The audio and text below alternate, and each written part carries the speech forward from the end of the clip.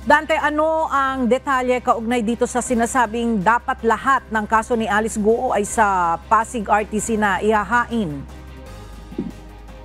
Magandang umaga, Ella. Sinabi ng Department of Justice o DOJ na hindi na nga lang yung human trafficking na kaso ni dismissed Bamban Mayor Alice Guo mula sa Capas Tarlac ang pinayagan ng Korte Suprema na ilipat sa Pasig City Regional Trial Court.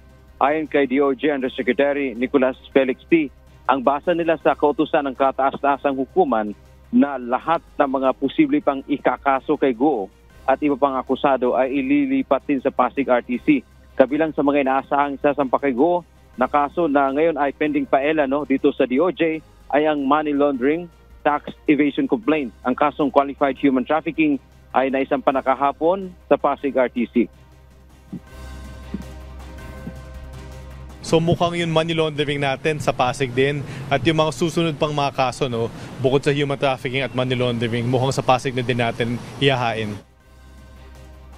Ella, kamakailan ay pinagbigyan nga ng Supreme Court ang hiling ni Justice Secretary Crispin Remulla na ilipat ang kaso ni Guo sa Capas Tarlac dito sa Maynila.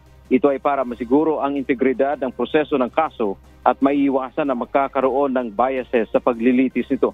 Binigyang diin pa ng DOJ sa pamamagitan ng paglipat ng mga kaso ni Guo ay magkakaroon ng neutral na venue hinggil dito.